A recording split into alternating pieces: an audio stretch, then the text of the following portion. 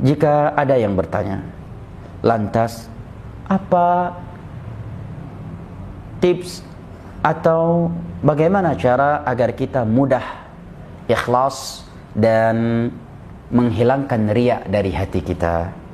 Maka para ulama menyebutkan sebagai berikut secara ringkas. Yang pertama, agar senantiasa dan selalu berdoa kepada Allah Jalla wa'ala agar diberikan keikhlasan, agar hati kita disucikan dari kotoran-kotorannya seperti riya.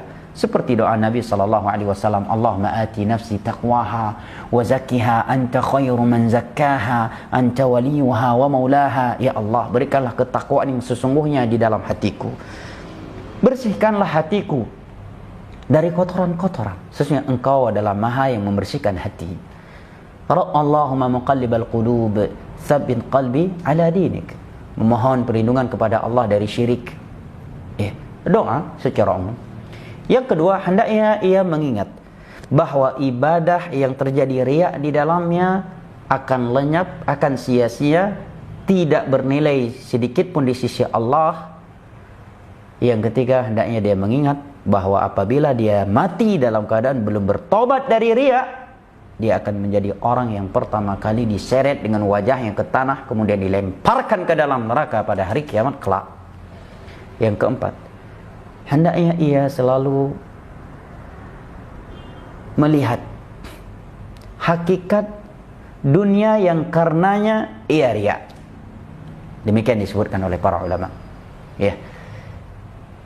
Kalau kita simpulkan, sebab riya itu adalah dunia. Dunia mencakup karena pujian manusia, sanjungan manusia, ya kan? Agar mendapatkan jabatan, agar calon mertua mau menikahkan putrinya dengan dia. Ini kan nilai-nilai dunia yang membuat seseorang jatuh ke dalam riya. Nah, hendaknya dia selalu melihat hakikat dunia yang karena ia riya. Tatkala dia mempelajari hakikat dunia yang Allah terangkan dalam Al-Quranul Karim dan hadis-hadis Nabi SAW, rupanya dunia itu tidak melebihi satu sayap nyamuk di sisi Allah. Di dalam sebagian hadis, tidak melebihi daripada bangkai kambing yang telah mati. Nah, maka pantaskah seseorang riya demi sesuatu yang tidak lebih mahal daripada seekor bangkai kambing, daripada satu sayap nyamuk? Kemudian para ulama juga menyebutkan bahwa hendaknya ia selalu mengingat bahwa manusia yang karena mereka ia riya, karena ingin dipuji dan disanjungi oleh mereka, akhirnya jatuh ke dalam riya, mereka tidak akan mampu melakukan apa-apa untuknya di hari kiamat kelak. Bahkan di dunia sekalipun mereka tidak akan mampu menyelamatkan ia dari adab Allah Jalla wa'ala. Innahum la yughnu 'anka minallahi syai'a. Sesungguhnya mereka tidak akan mampu menyelamatkan engkau dari adab Allah sedikit pun. Maka pada momen pilkada atau dekat pilkada ini, saya ingin mengingatkan para politikus, hati-hati dari riya di dalam bansos, bantuan sosial. Cekrek, suruh asistennya masukkan ke media ini. Begitu asistennya tidak naikkan ke media, dia marahi.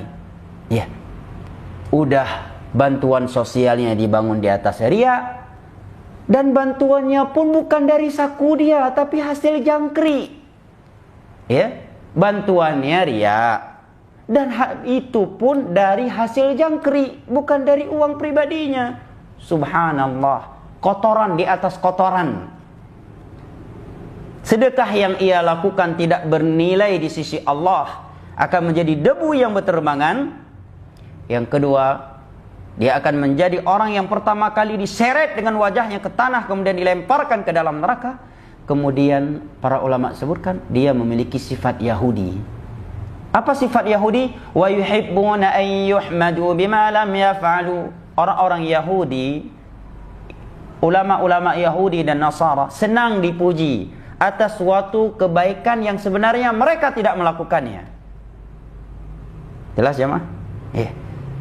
Sangat berbahaya. Dan ini peringatan keras dari Al-Quranul Karim dan hadis Nabi sallallahu alaihi wasallam untuk kita semua, diri anak pribadi, ya, dan antum semua. Karena kita jangan pernah merasa aman dari riya.